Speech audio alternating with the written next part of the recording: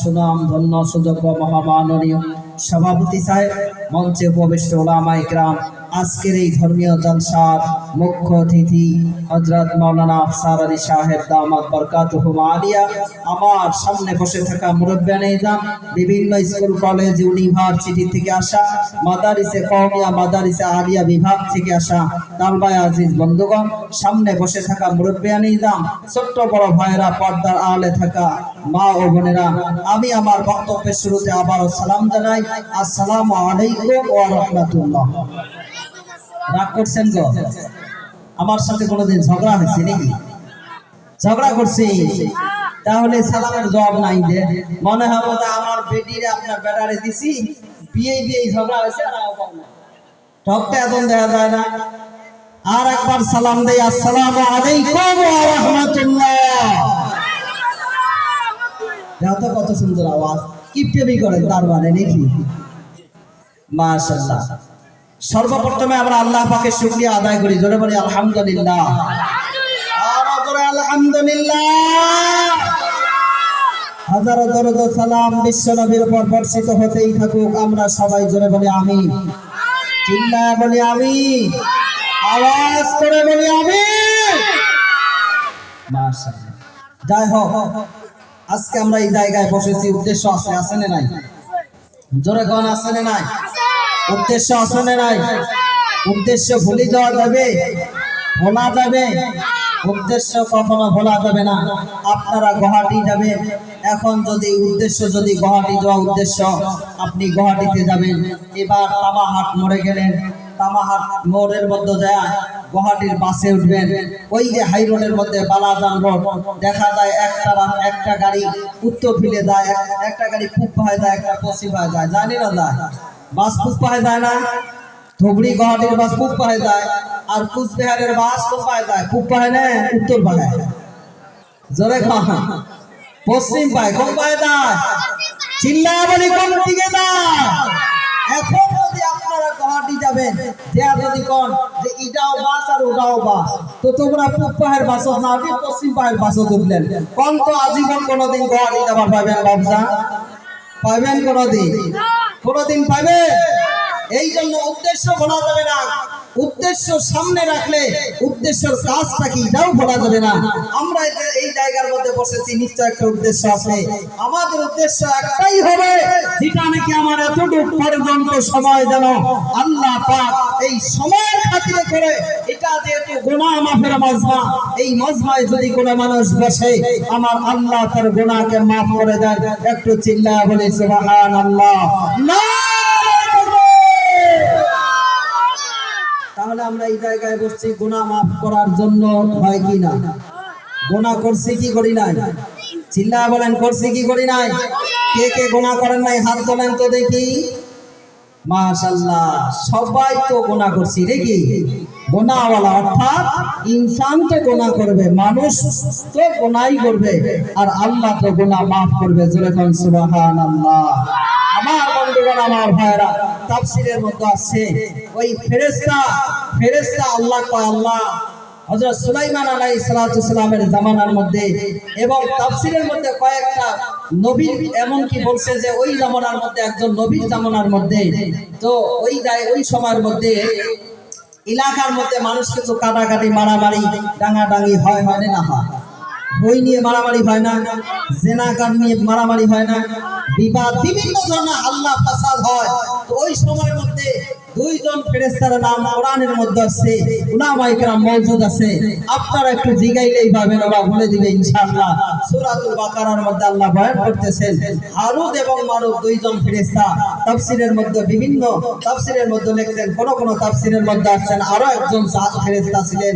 তিনজন ফেরেশতা আল্লাহ বলতেছেন, আল্লাহ দুনিয়ার মধ্যে মানুষ পাঠালো, আমরা তো বাধা করছি, দুনিয়ার মধ্যে মানুষ পাঠাইস না, কারণ আমরা তো তোমার ইবাদত করি, আমরা তোমার তাসবিহ তাহলিল করি, গুণগান করি, আর তুই বেকার মানুষ পাঠালো।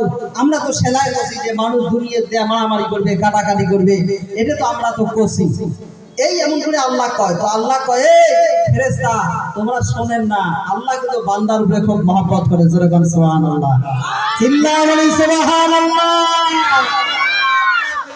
ফেরেশতা তোমরা বুঝেন না, যেহেতু তোমরা মুখ সরাসরি দেখেন, মোর বান্দা মুখ দেখে না। আমরা কি দেখেছি ভাই?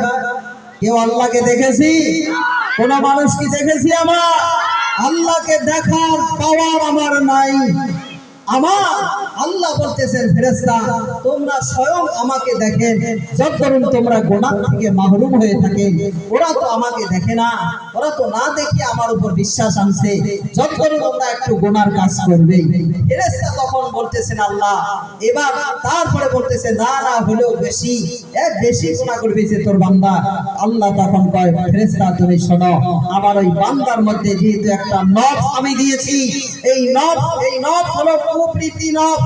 এই নফসটা বান্দার কাছে থাকার কারণ জেনার সম্মুখে গেলে জেনা করতে চায়, সুদের সামনে গেলে সুদ খাইতে চায়, ঘুষের সামনে গেলে ঘুষ খাইতে চায়, নামাজের সময় আসলে নামাজ কাজা করে দেয়।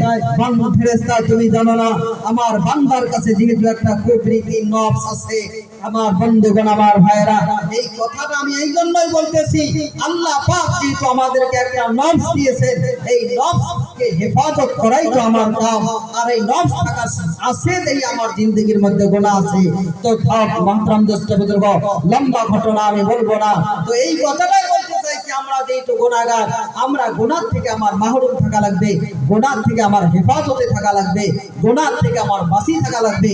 যদিও আমরা গুনাহ করেছি বন্ধু, আমার গুনাহটা আল্লাহর কাছে মাফ করে নেওয়া লাগবে। লাগবে কি না? চিল্লায় বলেন লাগবে কি লাগবে না? মরার আগে না মরার পরে? চিল্লায় বলি মরার আগে না মরার পরে? আমার বন্ধু, আমার ভাইরা, এই জন্য আল্লাহ রাসূল সাল্লাল্লাহু আলাইহি ওয়াসাল্লাম সাহাবাদেরকে নিয়ে যখন বয়ান করতেছেন, গুরুত্বপূর্ণ বয়ান আমার নবী দিলেন।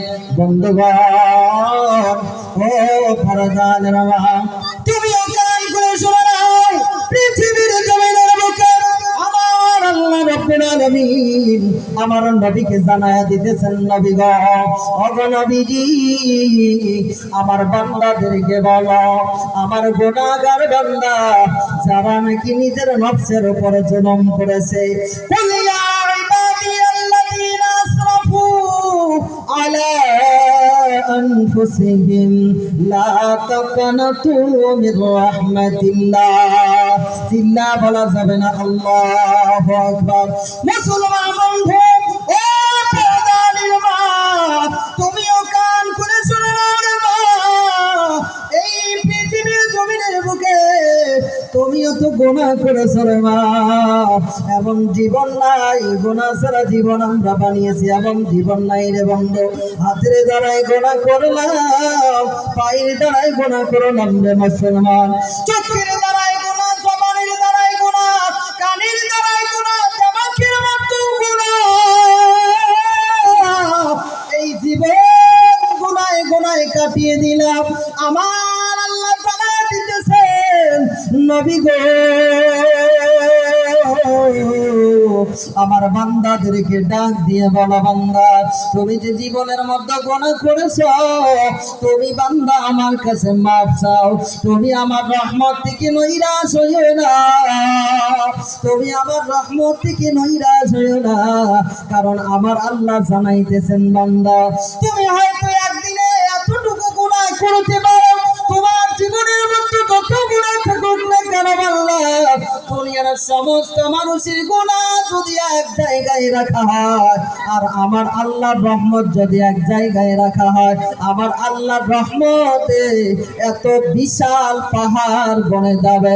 আমার বন্ধুগণ, আমার ভাইরা, আল্লাহর রহমত কেমন? হ্যাঁ মুসলমান বন্ধু, দুনিয়ার জমিনের মধ্যে বান্দা যত গুনাহ করে না কেন, ইন্নাল্লাহা ইয়াগফিরুয যুনুবা জামিআ, আমার আল্লাহ জানাইতেছেন, বান্দা তুমি তোমার জীবনের মধ্যে গুনাহ করতে করতে যদি আসমান পর্যন্ত পৌঁছায়া দাও, মুসলমান বন্ধু, ও পর্দার মা, আল্লাহ জানায়া দেন, বান্দা তোমার গুনাহ যদি আসমান পর্যন্ত পৌঁছিয়া যায়, আর একবার যদি তুমি গুনাহ করার পর তওবা করো, খালিস দিয়ে তওবা করে নাও, আসা রাব্বুকুম আইয়ুকাফিরা আনকুম সাইয়্যাতিকুম, আমার আল্লাহ বলেন, বান্দা তুমি যখন গুনাহ করার পর তুমি যদি তওবা করতে পারো, তোমার তওবার বিনিময়ে তুমি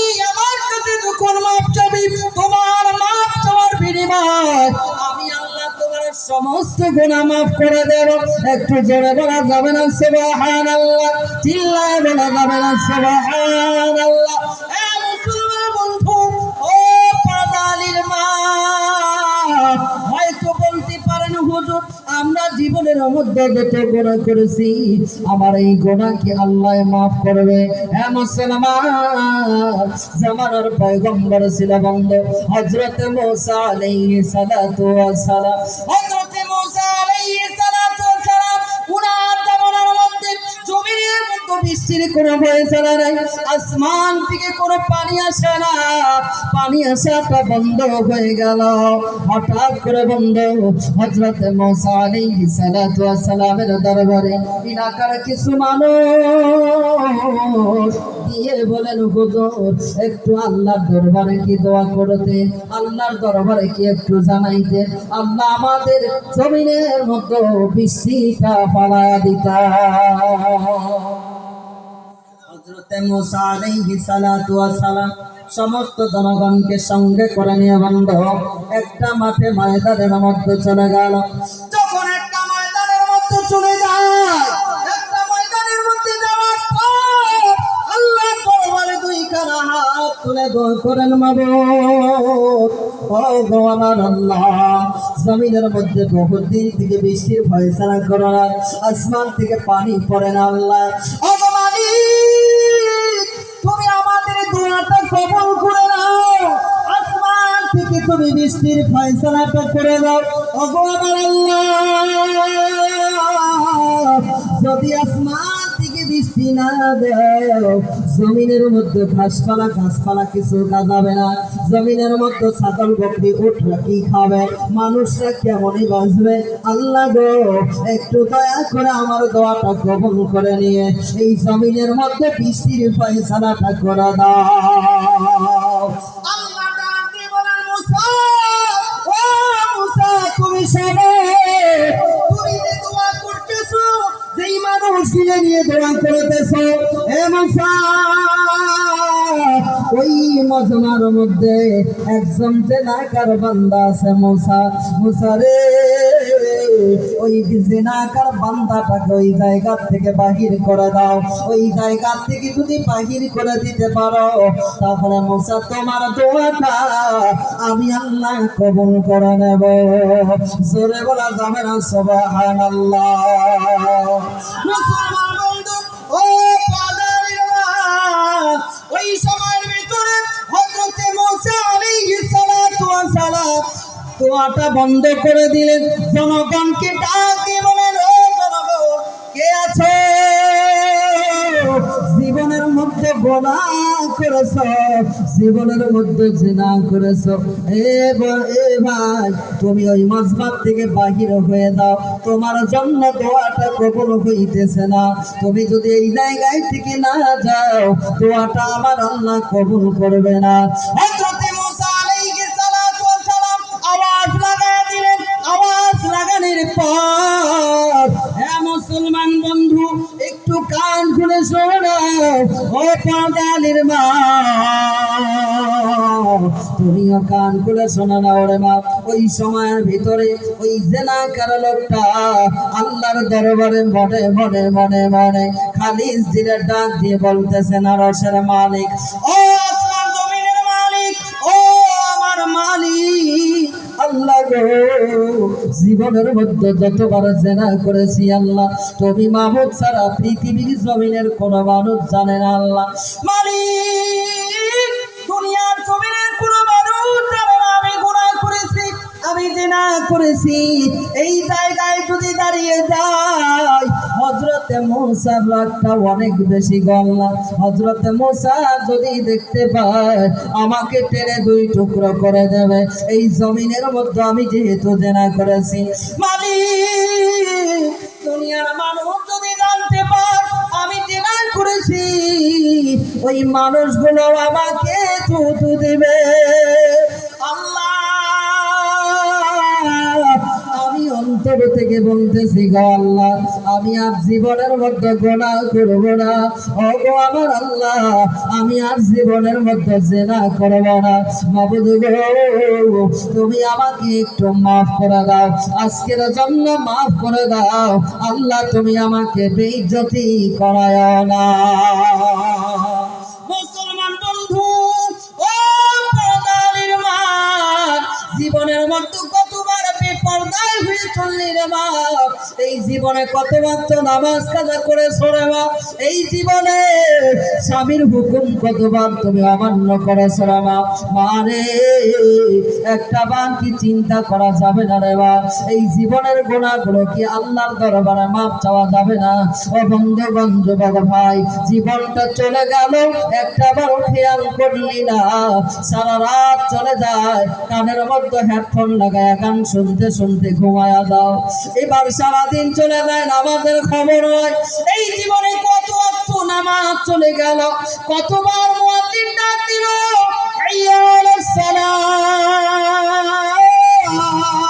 হাইয়া আলাল ফালাহ, কতবার ডাক দিল যুবক, কিন্তু কপালে হলো না আল্লাহর ঘর মসজিদে গিয়ে আল্লাহর দরবারে একটা সিজদা জানাই। মুসলমান, জীবনের মধ্যে কত গুনাহ করেছো বন্ধু, এই গুনাহ থেকে একটা বার আল্লাহর দরবারে তওবা চাও। ওই জামানার মানুষ আল্লাহর দরবারে তওবা করতেছে আর চক্ষু দিয়ে পানি গুলো ঝরতেছে, চক্ষু দিয়ে পানি ঝরতে ঝরতে ঝরতে ঝরতে বন্ধ নাকের নিচ পর্যন্ত এসে গেল।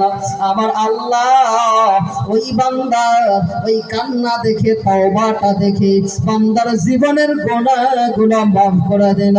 জোরে বলা যাবে না সুবহানাল্লাহ?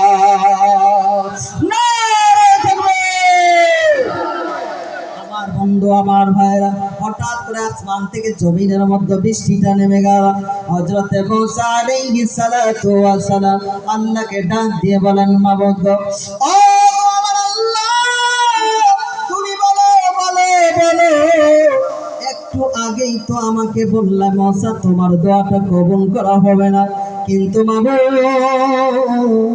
এই মজমার থেকে তো জেনাকার বান্দাটা বাহির হয় নাই, এই মজমার থেকে গুনাহগার মানুষ তো বাহির হয় নাই, কিন্তু তুমি আসমান থেকে জমিনের মধ্যে বৃষ্টিটা কেমন করে দিয়ে দিলি?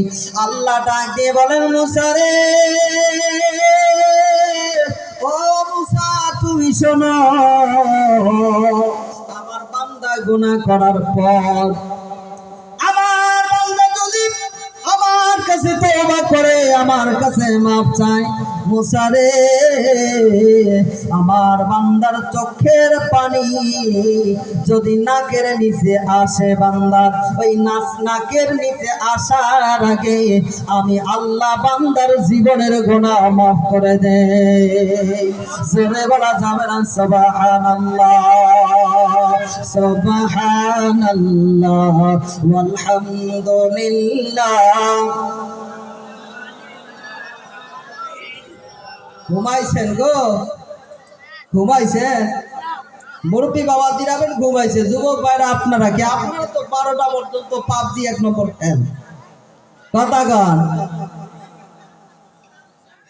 কোটাই পাবজি, কোটাই ফ্রি ফায়ার, আরো কত কিছু গেম যে বর্তমান আসছে ভাই, যুবক ভাইদের শরীরে শেষ করে দেন শেষের মধ্যে।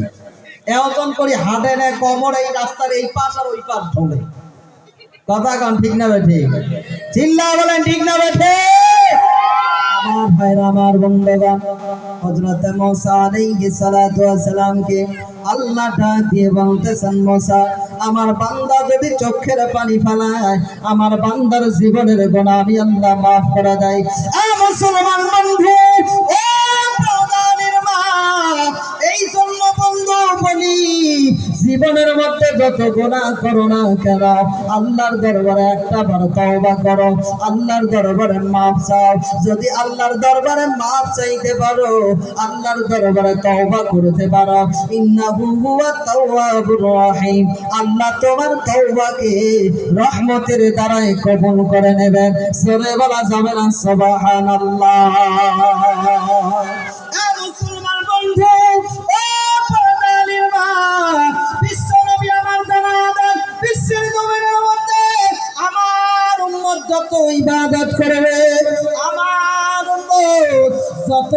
করবে, সমস্ত আমলের ফায়দা আমার আল্লাহ মরার পরে দেবে।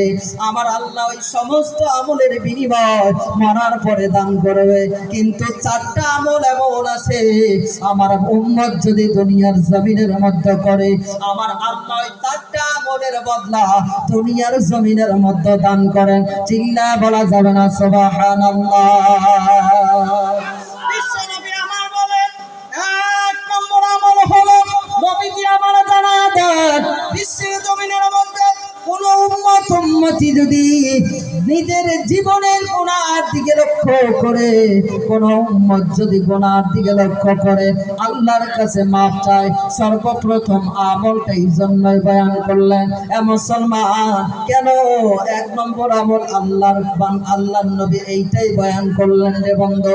এই জন্যই বয়ান করলেন, তোমার জীবনের মধ্যে যতদিন গুনাহ থাকবে, আমার জীবনের মধ্যে যতদিন গুনাহ থাকবে, আমার জীবনের আমল আল্লাহর দরবারে কবুল হবে না।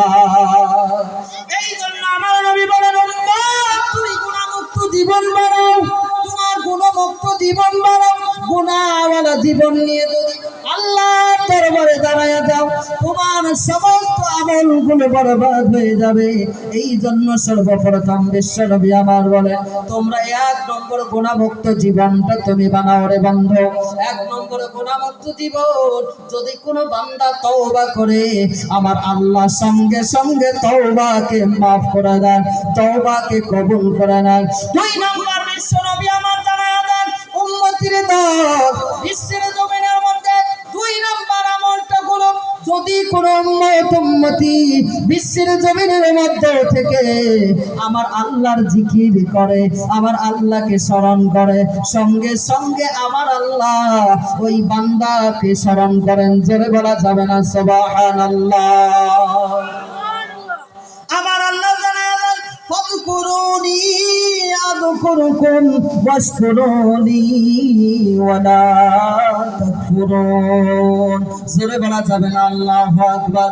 দুনিয়ার জমিনের মধ্যে যদি কোনো মানুষ আল্লাহর জিকির করে, আল্লাহর স্মরণ করে, আমার আল্লাহ সঙ্গে সঙ্গে ওই বান্দাকে স্মরণ করে। আর একটু জোরে বলা যাবে না সুবহানাল্লাহ। দুনিয়ার জমিনের মধ্যে ও পরবালির মা, এই দুনিয়ার জমিনের মধ্যে আল্লাহ কি তুমি স্মরণ করতেছ? তোমার আশেপাশে মানুষ আছে, এই মানুষগুলো গুনাহগার বান্দাও হইতে পারে, কিন্তু আমার আল্লাহ যেই জায়গার মধ্যে তোমাকে স্মরণ করে, নবী আমার জানায়া দেন, এমন জায়গার মধ্যে স্মরণ করে যেই জায়গাটা হলো আরশে আজিম। জোরে বলা যাবে না সুবহানাল্লাহ। নবীজি জানায়া দেন, যেই জায়গার মধ্যে তুমি এই জায়গার মধ্যে আল্লাহর জিকির করতেছো, এই জিকির তোমার জন্য দুনিয়ার জমিনের মধ্যে হেদায়েতের জরিয়া আল্লাহ বানায়া দিবে। কিয়ামতের ময়দানে আমার আল্লাহ তোমার জন্য নাজাতের জরিয়া বানায়া দিবে। একটু জোরে বলা যাবে না সুবহানাল্লাহ।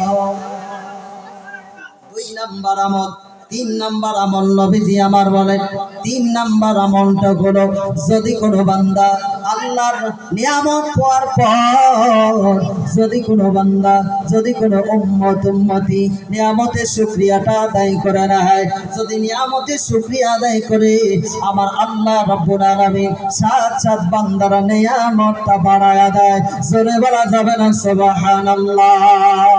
লা شكرتم لأزيدنكم ولئن كفرتم إن عذابي لشديد।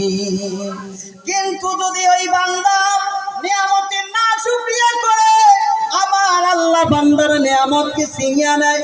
শুধু তাই নয়, কঠিন আযাবের মধ্যে আমার আল্লাহ গ্রেফতার করে দেয়। জোরে বলা যাবে না নাউযুবিল্লাহ। মুসলমান বন্ধু, এ যুবক ভাই, এই যৌবনকাল আল্লাহর নিয়ামত রে বন্ধু। কিয়ামতের ময়দান যেদিন কায়েম হয়ে যাবে, হাসরের ময়দান কায়েম হবে, আল্লাহর আরশের ছায়া ছাড়া ওই সময় কোনো ছায়া থাকবে না। নবীজি আমার ডাক দিয়ে বলেন, উম্মতির দল, ওই ছায়ার নিচে সাত প্রকার ব্যক্তি স্থান পাবে।